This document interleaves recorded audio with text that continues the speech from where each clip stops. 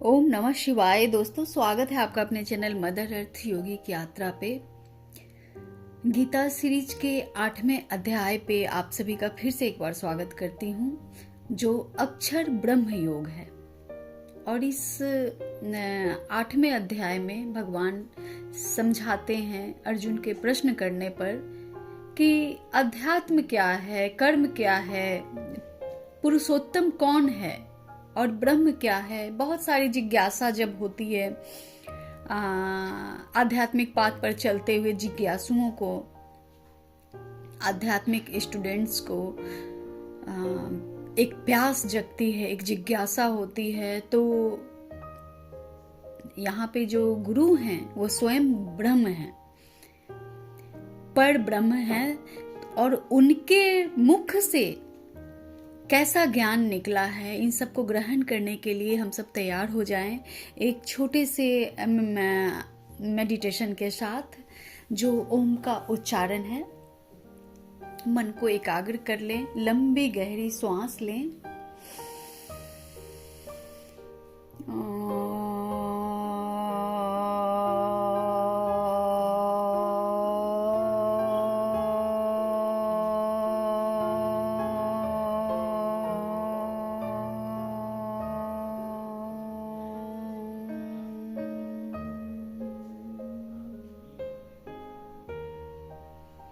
गुरु ब्रह्मा गुरु विष्णु गुरुदेव महेश्वर, गुरु साक्षात पर ब्रह्मा तस्मै श्री गुरुवे नमः। ओम नमः शिवाय। तो आइए 8वें अध्याय की ओर चलते हैं। अर्जुन ने कहा, हे पुरुषोत्तम, वह ब्रह्म क्या है, अध्यात्म क्या है, कर्म क्या है, अधिभूत नाम से क्या कहा गया है और अधिदैव किसको कहते हैं। पिछले 7वें अध्याय में अधिभूत और अधिदेव का जिक्र आया था। तो इस पे बहुत सारे प्रश्न अर्जुन के मन में हो रहे हैं जब ज्ञान दे रहे हैं स्वयं ब्रह्म। तो बहुत सारे प्रश्न जो अर्जुन के मन में आ रहे हैं, बहुत छोटे छोटे, बहुत गूढ़ प्रश्न, सब बहुत मामूली भी प्रश्न, और मामूली के अंदर कितने गूढ़ प्रश्न होते हैं। वो जिज्ञासु जो स्टूडेंट्स होते हैं वो प्रश्नों में प्रश्न निकालते हैं। तो अर्जुन जैसा शिष्य कोई कहाँ, और अगर हम लोग अर्जुन जैसे शिष्य बन जाएं तो फिर कहना ही क्या, सारे आंसर्स तो मिलते ही जाएंगे पर ब्रह्म परमेश्वर से। तो अर्जुन बोलते हैं कि ब्रह्म क्या है, अध्यात्म क्या है, कर्म क्या है और अधिभूत नाम से क्या कहा गया है और अधिदैव किसको कहते हैं। हे मधुसूदन, यहाँ अधियज्ञ कौन है और वह इस शरीर में कैसे है, तथा युक्त चित्त वाले मनुष्यों द्वारा अंत समय में आप किस प्रकार से जानने में आते हैं। एकदम ध्यान से इस चैप्टर को सुनिएगा। जो भी स्टूडेंट हैं, जो आध्यात्मिक पाथ पर चल रहे हैं, जिन्हें प्यास जगी है, उनके सारे प्रश्नों के उत्तर 7वें, 8वें, 9वें, 10वें और 11वें, ये स्टार्ट ही यहीं से होता है कि 18 अध्याय जो है वो पूरा ज्ञान से भरा हुआ है। लेकिन स्टार्ट कहाँ से हो रहा है, ये 7वें अध्याय से। 7वें अध्याय से बहुत इंपॉर्टेंट चैप्टर आते हैं इसमें। तो अर्जुन प्रश्न करते हैं कि युक्त चित्त वाले मनुष्यों द्वारा अंत समय में आप किस प्रकार से जानने में आते हैं। श्री भगवान ने कहा, परम अक्षर ब्रह्म है, अपना स्वरूप अर्थात जीवात्मा अध्यात्म नाम से जाना जाता है, तथा भूतों के भाव को उत्पन्न करने वाला जो त्याग है वह कर्म नाम से कहा गया है।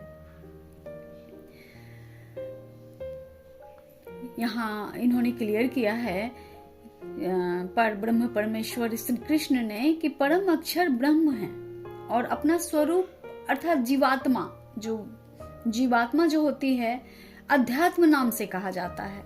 जीवात्मा को जब आत्म अध्ययन की जब जरूरत पड़ती है तब वो तैयार होते हैं आध्यात्म की ओर, तो आध्यात्म नाम से कहा जाता है। तथा भूतों के भाव को उत्पन्न करने वाला जो त्याग है वह कर्म नाम से कहा गया है। तात्पर्य ये कि भूतों के भाव को उत्पन्न करने वाला जो त्याग है, मतलब जैसे कोई भी पास्ट में किसी इंसान से अगर गलती होती है या कोई चीज हमने पिछले कुछ समय में उसे सही से नहीं कर पाए, तो उस भाव का जो त्याग है, जो गिल्ट की जो भावना आ रही है उससे, वो जो त्याग है वही, उसी को कर्म कहा जाता है। जो हम करते हैं अनजाने में, जान के कभी अनजाने में, तो उससे जो उत्पन्न होता है वो उसे ही कर्म कहा जाता है। उत्पत्ति विनाश धर्म वाले सब पदार्थ अधिभूत हैं। जितने भी उत्पत्ति और विनाश होने वाले सभी अधिभूत हैं। हिरण्यमय पुरुष अधिदेव हैं। और हे देहधारियों में श्रेष्ठ अर्जुन, इस शरीर में मैं वासुदेव ही अंतर्यामी रूप से अधियज्ञ हूं। अर्थात उत्पत्ति और विनाश जितने भी पदार्थ हैं, जो भी जिनसे जो उत्पत्ति होती है, जो विनाश हो जाने वाली जिनकी चीज, जो क्षय हो जाने वाली चीज होते हैं, वैसे जो जिनमें गुण हैं वो अधिभूत कहलाते हैं।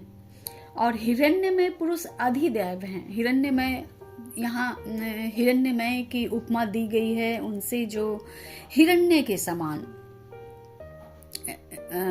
महादेव के हम लोग स्वलोक में ही भी हम लोग गाते हैं ना, हिरण्य वर्णाय माँ को, माँ लक्ष्मी का भी है, हिरण्य रूपाय महादेव का भी जो है, हिरण्य वर्णाय हिरण्य रूपाय, उनको हिरण्य से तुलना किया गया है।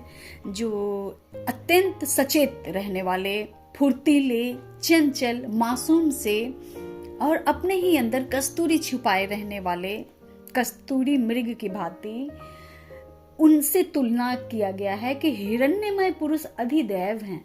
और देहधारियों में श्रेष्ठ अर्जुन, इस शरीर में मैं वासुदेव ही अंतर्यामी रूप से अधियज्ञ हूँ। मतलब एक अधियज्ञ, इस यज्ञ के प्रयोजन में मैं वास करता हूँ इस शरीर में, वासुदेव के शरीर, वासुदेव नामक शरीर में ब्रह्म जो हैं वो वास करते हैं अंतर्यामी रूप से।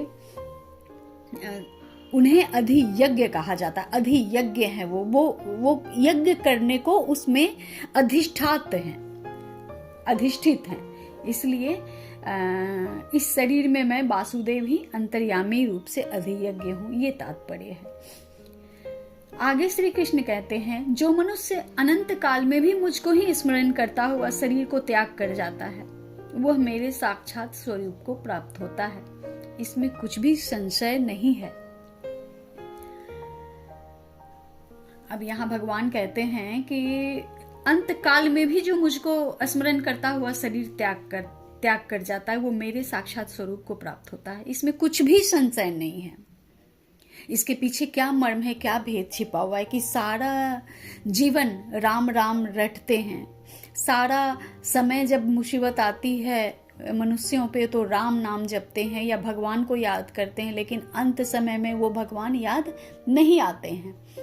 परंतु भगवान कहते हैं कि अंत काल में भी जो उनको याद करते हुए शरीर को त्याग करते हैं, वो मेरे साक्षात स्वरूप को प्राप्त हो जाते हैं। बहुत कठिन होती है दोस्तों कि जब अंत समय में भी भगवान का नाम जीवा पे आए, उस स्मरण में आए, उस आत्मा में वास करे वो भगवान।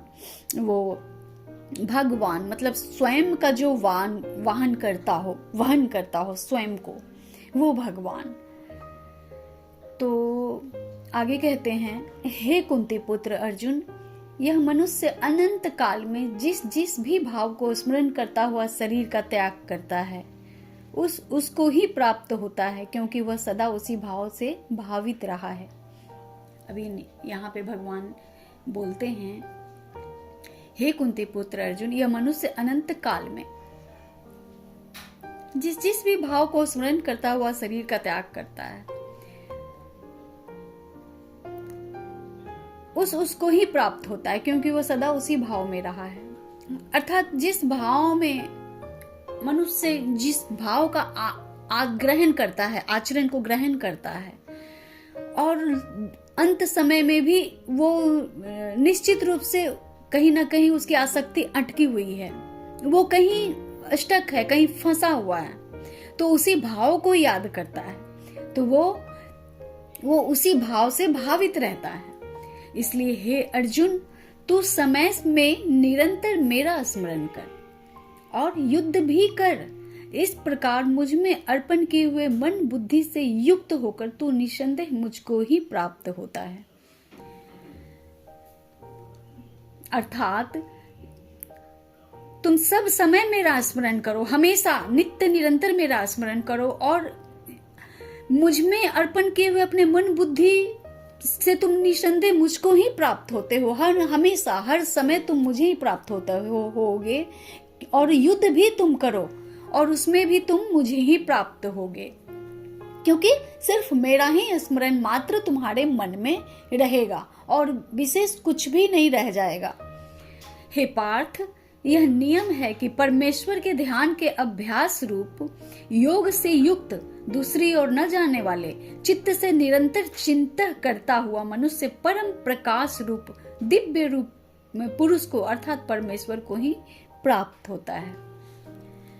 श्री कृष्ण कहते हैं कि हे पार्थ, ये नियम है, ये नियम है कि परमेश्वर के ध्यान का जो अभ्यास होता है, परमेश्वर के ध्यान के अभ्यास रूप योग से युक्त है ना, योग मतलब कनेक्शन, उनके कनेक्शन का जब अभ्यास हम लोग करते हैं तो दूसरी ओर न चाहने वाले चित्त निरंतर चिन्हित करता हुआ मनुष्य जो है वो परम प्रकाश दिव्य पुरुष को अर्थात परमेश्वर को ही प्राप्त होता है। और जो योग के द्वारा भगवान के सिर्फ और सिर्फ वो परमात्मा के कनेक्शन में अगर रहे तो वो जो भी कार्य करे, कुछ भी करे, तो वो दूसरी ओर कोई कहीं उसका मन न भटकता हो, सब कुछ करे, इस दुनिया में रहकर, इस धरती पे रहकर वो सब काम करते हुए भी जो नित्य निरंतर दूसरी ओर न जाने वाले चित्त से मनुष्य जो चिन्हित करता हुआ, केवल कंसंट्रेशन एक परमात्मा, बाकी सब उनका ही क्रिएशन और उनका ही कार्य। तो वैसे जो चिंतन करते हैं वैसे मनुष्य जो है परम प्रकाश रूप दिव्य पुरुष को अर्थात परमेश्वर को ही वो प्राप्त होते हैं। आगे कहते हैं श्री कृष्ण, जो पुरुष सर्वज्ञ अनादि, सबके नियंता, सूक्ष्म से भी अति सूक्ष्म, सबके धारण पोषण करने वाले अचिंत्य स्वरूप, सूर्य के सदृश नित्य चेतन प्रकाश रूप और विद्या से अति परे शुद्ध परमेश्वर का स्मरण करता है, वह भक्ति युक्त मनुष्य अनंत काल में भी योग बल से भुकुटी के मध्य में प्राण को अच्छी प्रकार स्थापित करके फिर निश्चल मन से स्मरण करता हुआ उस दिव्य रूप से परम पुरुष परमात्मा को ही प्राप्त होता है। अर्थात योग बल से जब जो मनुष्य उनके हमेशा वो उस परमात्मा के कनेक्शन में जो रहते हैं, जो भी मनुष्य, वो अनंत काल में भी योग बल से भुकुटी के मध्य प्राण स्थापित करके जो ना मन को एकाग्र करके अपनी ऊर्जा को आज्ञा चक्र पर लाकर कंसंट्रेशन के साथ अपनी पूरी ऊर्जा को आज्ञा चक्र पर लाकर और अच्छी प्रकार वहां स्थापित करके निश्चल मन से जब स्मरण करते हैं उस दिव्य रूप से, जब परम पुरुष परमात्मा को ही वो प्राप्त होते हैं। आगे कहते हैं श्री कृष्ण, वेद के जानने वाले विद्वान जिस परम पद को अविनाशी कहते हैं, आसक्ति रहित यत्नशील सन्यासी महात्मा जन जिसमें प्रवेश करते हैं और जिस परम पद को चाहने वाले ब्रह्मचारी लोग ब्रह्मचर्य का आचरण करते हैं, उस परम पद को मैं तेरे लिए संक्षेप से कहूंगा। अर्थात जो वेद के जानने वाले विद्वान होते हैं, जिसको परम पद की का अविनाशी कहते हैं, है ना, परम पद के अविनाशी मतलब वो कभी जिनका नाश नहीं होता, वो परम पद स्थायित्व रूप से उनका ही होता है। और आसक्ति रहित यत्नशील सन्यासी जो होते हैं, मतलब कि कहीं से कोई लस्ट नहीं है, कोई आसक्ति नहीं रह गई उनमें, कोई जुड़ाव नहीं रहा, और जो लगातार प्रयत्न करते रहते हैं अपने अपने ही मनोभाव से नित्य निरंतर अपने ही का आकलन करना कि क्या ये मेरा जो कार्य है, मेरा जो थॉट है, जो सोच रहा हो या जो कार्य कर रहा हो, ये कोई बंधन तो नहीं देगा, या इससे कहीं मेरे आत्मा का छोड़ के मेरी कोई स्वार्थ तो नहीं है इस काम करने के पीछे। नित्य निरंतर जो आकलन करते रहते हैं वही पुरुष जो होते हैं वो महात्मा की पदवी प्राप्त करते हैं। उन्हें अविनाशी कहते हैं, जो दक्ष हो जाते हैं इस चीज में। और महात्मा जन जिसमें प्रवेश करते हैं, और जिस परम पद को चाहने वाले ब्रह्मचारी लोग ब्रह्मचर्य का आचरण करते हैं, है ना। जिस परम पद को चाहने के लिए ब्रह्मचारी जो होते हैं वो ब्रह्मचर्य का आचरण करते हैं। ब्रह्मचर्य मतलब ब्रह्म के कार्य का, ब्रह्म के अनुरूप कार्य का। जैसे ब्रह्मचर्य बहुत सारा चीजें आ गया, जैसे झूठ न बोलना, सेवा भाव रखना, कामुक प्रवृत्ति की ओर ध्यान न जाना, कामुकता के साथ जीवन न जीना, कामना रहित मन को ब्रह्मचर्य कहते हैं। तो ब्रह्मचारी लोग ब्रह्मचर्य का आचरण करते हैं। उस परम पद को मैं तेरे लिए संक्षेप से कहूंगा। अब आगे कहते हैं कि जिस चीज को चाहने के लिए जो विद्वान होते हैं, वेद को जानने वाले विद्वान, जो अविनाशी जो पद की चाह करते हैं, यत्नशील सन्यासी जो होते हैं, जिसमें प्रवेश कर जाते हैं, और जिस पद को चाहने वाले ब्रह्मचारी लोग ब्रह्मचर्य का आचरण करते हैं, उस परम पद को श्री कृष्ण जो है अर्जुन को संक्षेप में समझा रहे हैं। आगे कहते हैं श्री कृष्ण, सब इंद्रियों के द्वारों को रोककर तथा मन को हृदय में स्थिर करके, फिर उस जीते हुए मन के द्वारा प्राण को मस्तक में स्थापित करके परमात्म संबंधी योग धारणा में स्थित होकर जो व्यक्ति ओम इस एक अक्षर ब्रह्मरूप ब्रह्मा का उच्चारण करता हुआ और उसके अर्थ स्वरूप मुझ निर्गुण ब्रह्म का चिंतन करता हुआ शरीर को त्याग कर जाता है, वह पुरुष परम गति को प्राप्त होता है। कितनी स्पष्ट बातें ब्रह्म के द्वारा कही गई यहाँ ज्ञान है, जो गीता के द्वारा हम लोग लाभान्वित हो रहे हैं इस ज्ञान से, कि सारी इंद्रियों को रोक कर और मन को हृदय में स्थित करके, है ना, हार्ट चक्र पे कंसंट्रेशन करके ध्यान सारे इंद्रियों द्वारा, सभी इंद्रियों के द्वारा जो रोक कर मन को हृदय में स्थित करके, फिर उस जीते हुए मन के द्वारा प्राण को मस्तक में स्थापित करके, और जो मन है, जो जब हम सारे ओर से चित्त वृत्ति निरोध, जब हम इस अवस्था में आते हैं तो सब ओर से मन हटाकर ध्यान सिर्फ अपने हृदय चक्र पर उस परमात्मा के स्वरूप का विराट दर्शन मात्र से कर और चारों ओर से मन को मोड़कर हृदय में स्थापित करके और प्राण को मस्तक में स्थापित करके, फिर उस ऊर्जा को जो है सो मस्तक में स्थापित करके परमात्मा संबंधी योग धारणा में स्थित होकर, परमात्मा संबंधी जो सिर्फ और सिर्फ निराकार ब्रह्म के स्वरूप में स्थित करके, उनसे कनेक्शन करके, उनसे योग लगाकर जो भी व्यक्ति ओम इस एक अक्षर रूप ब्रह्मा को उच्चारण करता हुआ उस अर्थ स्वरूप मुझ निर्गुण ब्रह्म का चिंतन करता है। अब यहाँ पे निर्गुण ब्रह्म का चिंतन करके जो शरीर को त्यागते हैं वो पुरुष परम गति को प्राप्त होते हैं, ऐसा श्री कृष्ण कह रहे हैं, ब्रह्म कह रहे हैं। आगे कहते हैं श्री कृष्ण, हे अर्जुन, जो व्यक्ति मुझ में अनन्य चित्त होकर सदा ही निरंतर मुझ पुरुषोत्तम को स्मरण करता है, उस नित्य निरंतर मुझ में युक्त हुए योगी के लिए मैं सुलभ हूँ, अर्थात उसे सहज ही प्राप्त हो जाता हूँ। कितनी सेटिस्फैक्टरी वाली बात है ना, कि बोलते हैं कि जो व्यक्ति मुझ में अनन्य चित्त होकर, जो जो व्यक्ति समझ चुका हो कि एक परमात्मा के अलावा इस पूरी दुनिया में सब कुछ नश्वर है, सभी चीज नष्ट हो जाने वाली है, एक परमपिता परमात्मा जो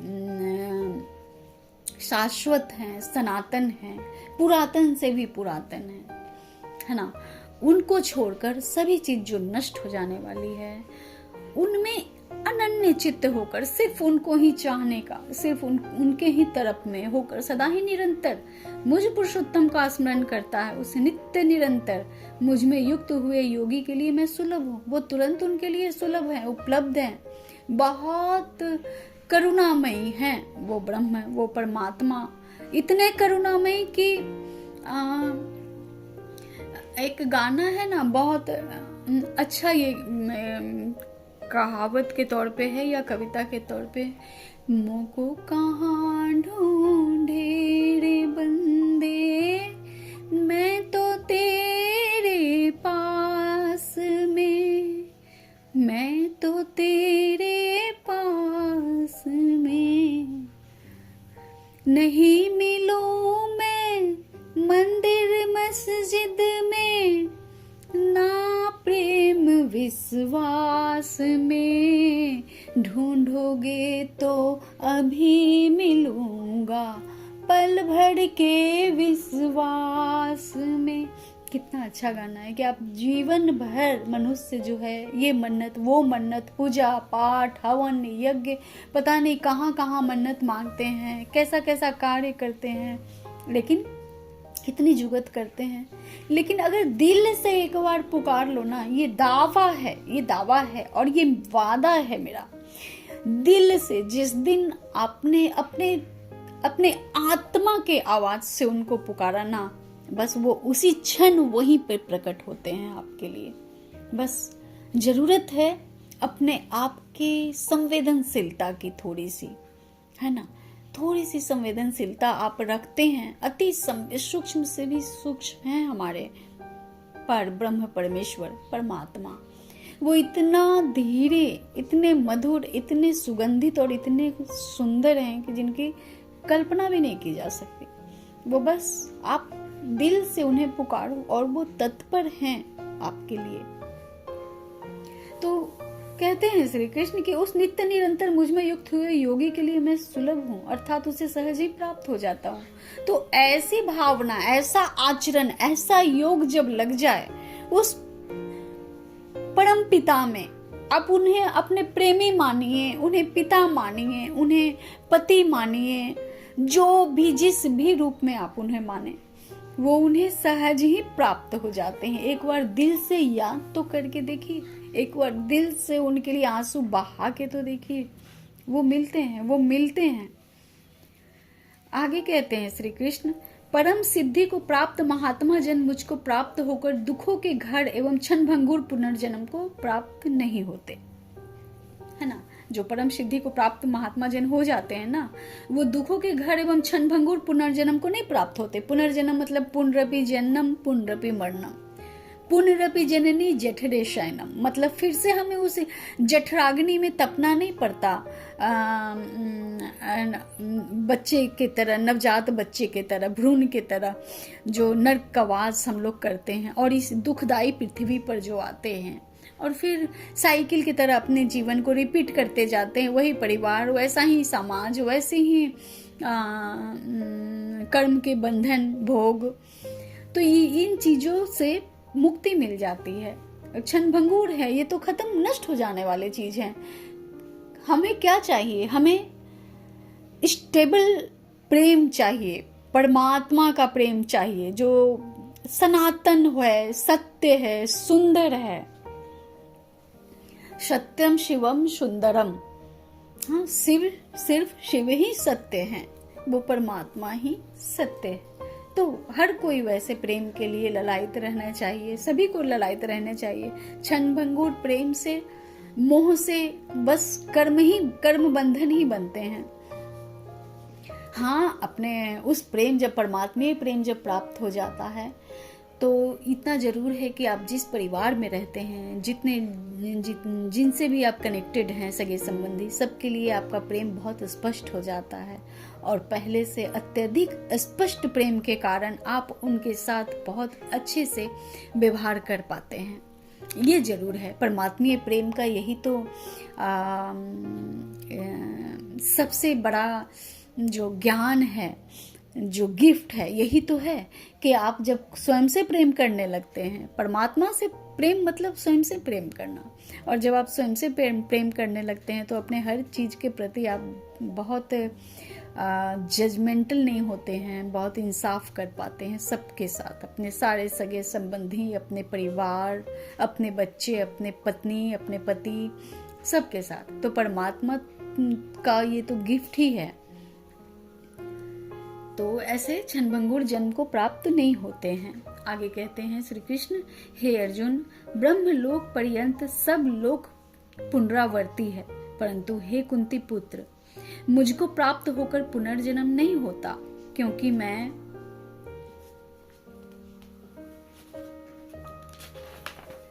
क्योंकि मैं कालातीत हूं और ये सब ब्रह्मादि के लोग काल के द्वारा सीमित होने से अनित्य हैं, है ना। कह रहे हैं, भगवान कहते हैं कि हे अर्जुन, ब्रह्मलोक पर्यंत सब लोग पुनरावर्ती हैं। ब्रह्मलोक के बाद जितने भी लोग हैं ना, वो सब पुनरावर्ती हैं, मतलब फिर जन्म लेते हैं, फिर वो क्षय होते हैं। परंतु हे कुंती पुत्र, मुझको प्राप्त होकर पुनर्जन्म नहीं होता। ईश्वर को प्राप्त करने के बाद, उस परमात्मा को प्राप्त करने के बाद फिर कोई जीव जन्म नहीं लेता, क्योंकि मैं कालातीत हूं। मतलब कालातीत मतलब सारे कलाओं से अतीत, सारे कला से अतीत है वो बहुत पुरातन है, वो बहुत सनातन है, वो अविनाशी हैं। और ये सब ब्रह्मादि के लोग काल के द्वारा सीमित होने से अनित्य हैं। और उनके अलावा जितने भी चीज है ना, जितने भी चीज हैं, वो सारे काल के द्वारा सीमित होने से अनित्य हैं। काल मतलब समय के परिप्रेक्ष्य से वो चलते हैं, वो बनते हैं, मिटते हैं, बनते हैं, मिटते हैं। ये जरूर है कि उनकी समयावधि जो है निश्चित होती है। और आगे कहते हैं, ब्रह्मा को जो एक दिन है, उसको 1000 चतुर्युगी तक की अवधि वाला, और रात्रि को भी 1000 चतुर्युगी तक की अवधि वाली जो मनुष्य तत्व से जानते हैं, वो योगी जन काल के तत्व को जानने वाले। ब्रह्मा का जो एक दिन होता है ना, वो 1000 चतुर्युग की तरह अवधि वाला होता है ना। 1000 चतुर्युग मतलब 4 युग जो है वो 1000 बार होते हैं, वो एक दिन है ब्रह्मा का। और रात्रि को भी 1000 चतुर्युगी तक की अवधि वाले जो मनुष्य तत्व से जानते हैं, वो योगी जन काल के तत्व को जानने वाले होते हैं। अब ये बहुत गूढ़ ज्ञान है, ये बहुत गूढ़ ज्ञान है दोस्तों। अब मैं यहाँ पे विराम देती हूँ अपनी वाणी को, और आगे मैं इसे कंटिन्यू करूंगी। इसे दूसरे अध्याय में इसे बनाना होगा भाग 2 करके। अष्टम अध्याय भाग 2 आएंगे आपके पास, आपके सामने। तब तक परमात्मा की आप सभी पर असीम कृपा सदा बनी रहे, और मिलती हूँ आपसे अपने नेक्स्ट वीडियो पे। तब तक के लिए ओम नमः शिवाय।